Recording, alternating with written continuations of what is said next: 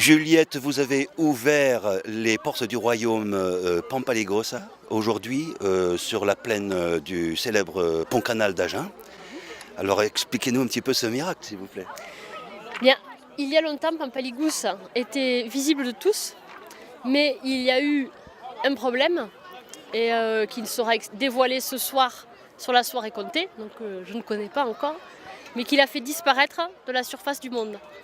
Et depuis, il ne réapparaît que quand les monstres sont endormis, et les monstres ne peuvent s'endormir que quand il y a un alignement très spécifique de planètes.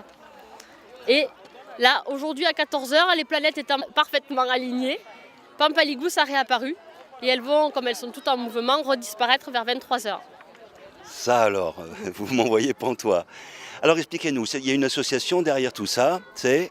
Oui, il y a l'association Perdouma, qui est une association culturelle et éducative. Qui veut dire pour demain. Qui veut dire pour demain, et qui a pour principal objet le soutien à la Calandrette d'Agen.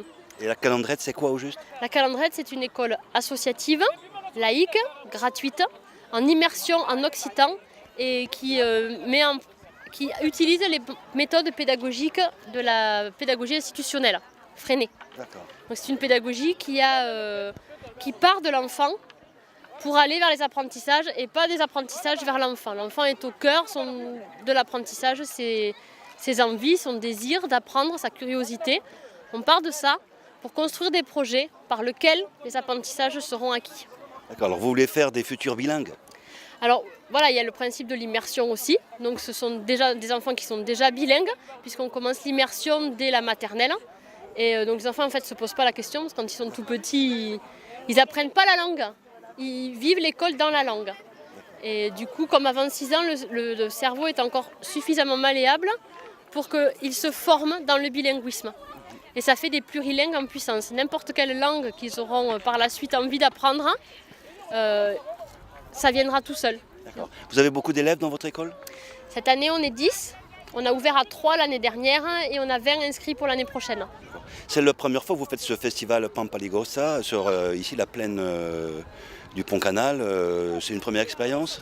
Oui, c'est une première. Le festival est gratuit, mais la restauration, la buvette, la tombola sont au profit de la Calandrette.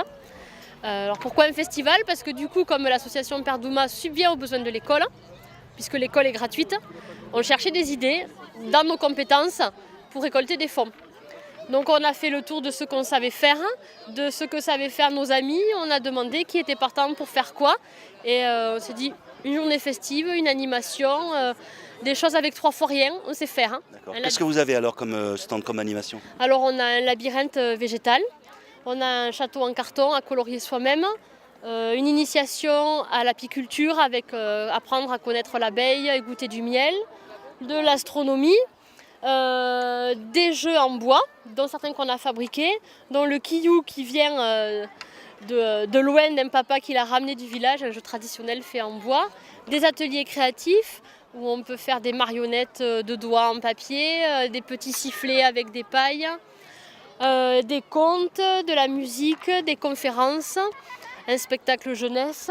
Et passer son permis de brouette.